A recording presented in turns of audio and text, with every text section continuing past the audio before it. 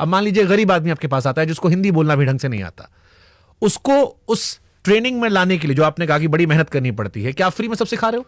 Sir training में अगर वो आता है तो एक मॉडल, जैसे ट्रेनिंग सेमिनार होता है तो ट्रेनिंग में हम उसको बुलाते हैं। हाँ। तो ट्रेनिंग एक सिस्टम के माध्यम से होती है, कंपनी के माध्यम से ट्रेनिंग होती है सर। ऐसा नहीं कि वो पैसे दे के आता है, और रियली उसको हम ग्रूम करते हैं। हमने सर 3 साल 5 साल लगते हैं एक आदमी को ग्रूम करने में, उसका पर्सनैलिटी डेवलपमेंट, उसका उसमें तो पैसे लेते होंगे ना ग्रूमिंग के? ग्रूमिंग के तो पैसे आते होंगे। ग्रूमिंग का तो सर अपने होटल में रहता है, अपने होटल में खाता है, उसके पैसे देता है, रूम में रहता है, ट्रेनिंग का कोई पैसा नहीं लिया जाता सर। वो आएगा जाएगा, उसका पैसा लगेगा। अब वो तो कान इधर से पकड़ो इधर से पकड़ो।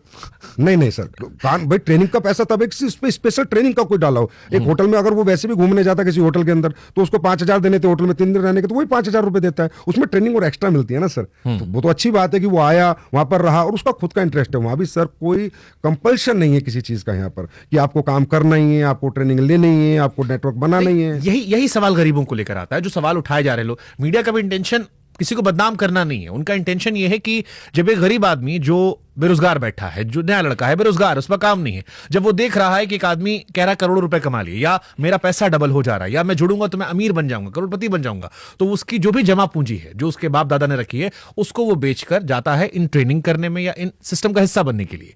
क्या आप ये बता सकते हो मुझे कि कितने % लोग इसमें सक्सेसफुल होते हैं? मैं सर आपसे सबसे पहले, आपने कहा कि वो देखता है, हर व्यक्ति मुझे बताइए अपनी सफलता को प्रमोट कौन नहीं करता? ऐसा कौन व्यक्ति है? आज इतने बड़े बड़े कोचिंग इंस्टीट्यूट है, उसके अंदर लाखों रुपए करोड़ों रुपए लोग देते हैं कि मैं IAS बनूंगा, मैं IITN बनूंगा, मैं IIT JEE करूंगा, और वहां 5 बच्चे निकलते हैं। उन 5 बच्चों को वो कितना प्रमोट करते हैं कि देखो हमारे यहाँ पढ़ के 5 बच्चे निकले, तभी उन्हें नया बिजनेस मिलता है।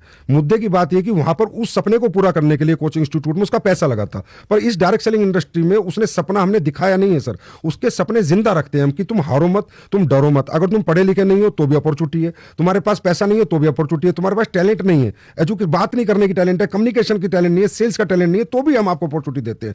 हम सपने जिंदा रखते हैं सर, सपने दिखाते नहीं कि तुम हताश मत हो। हमारे सर 40 साल की वुमेन, 50 साल के जेंट्स, ओवर 60 ईयर्स के लोग काम करते हैं, मतलब उनके सपने भी हमारी इंडस्ट्री नहीं तोड़ती, उनके सपने भी हमारी इंडस्ट्री जिंदा रखती है। इसका पैसा 1 रुपया नहीं लेती। हाँ, मैं कहता हूं कि एक व्यक्ति जो भी सफल होगा जिस भी इंडस्ट्री में, अपने आप को प्रमोट तो करेगी सर। ठीक बात है, ये कोचिंग इंस्टीट्यूट वाला एग्जांपल आपका ठीक है कि 4 बच्चे पास होते हैं, 1000 बच्चे आते हैं, उनमें से 4 कोई प्रचार करके अगले साल वो एडमिशन लेते हैं।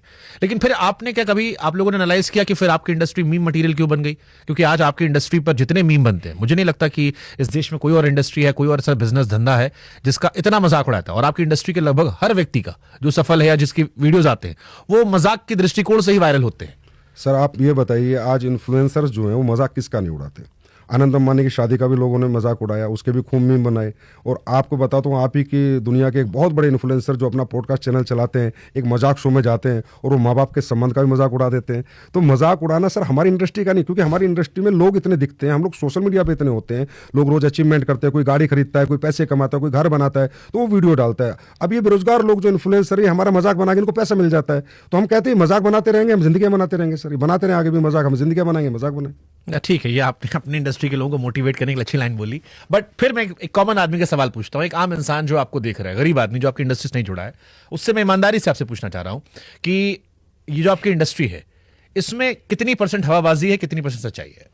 हमारी इंडस्ट्री में सर हवाबाजी, मैं कहता हूं जो व्यक्ति अचीवमेंट लेता है सर, वो एक, मैं कई बार मिडिल क्लास बच्चा आता है, अपर मिडिल क्लास बच्चा आता है, या कोई कम पढ़ा लिखा भी आता है, और वो भी एक अच्छा नेटवर्क बनाने में मेहनत करता है, दिन रात भागता है सर। यहाँ 1-1 महीना लोग घर से बाहर रहते हैं, मेहनत करते हैं, उनका नेटवर्क बन जाता है। तो सर उन्होंने कोई ट्रेनिंग स्किल्स तो उनके पास थी नहीं, ना स्टेज स्किल्स थी कि how to express my emotions. तो कई बार इमोशंस में कूद फान भी कर देता है, जोर से ताली बजा देता है, जो बात नहीं बोलने वाली है वो भी बोल देता है, मैं एक्सेप्ट करता हूँ। लेकिन वो इसलिए सर क्योंकि उसने सोचा भी नहीं था कि मेरे जीवन में इतनी सफलता 5 साल में, 10 साल में मेहनत करके मैं प्राप्त कर लूंगा, या मेरे सपने जो टूट चुके थे क्योंकि मैं पढ़ नहीं पाया, मेरा बैकग्राउंड स्ट्रोक नहीं था, मैं गरीब था, वो दोबारा पूरे हो जाएंगे। उस एक्साइटमेंट में वो बोल देता है। ये बात मैं भी मानता हूं कि उसके अंदर वो इमोशन आ जाता है, क्योंकि उसके पास ऐसी कोई स्किल्स नहीं है कि how to express my emotions. हर व्यक्ति अपने अपने हिसाब से, अपने एजुकेशन के हिसाब से अपने इमोशंस को एक्सप्रेस करता है। लेकिन यहां पर झूठ कुछ भी नहीं है सर। यहां पर एक आप ला देना सर, एक चेक ला दे किसी का झूठा कि भाई इसने ये बोला इसके पास ये गाड़ी नहीं है, आप ही चलाइएगा चैनल पे, मैं बोलता हूं इसने ये बोला इसके पास नहीं है, जो वो बोल रहा है उसके पास है, लेकिन उसका बोलने का तरीका थोड़ा गलत है,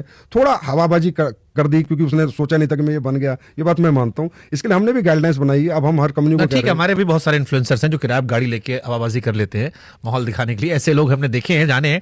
लेकिन मेरा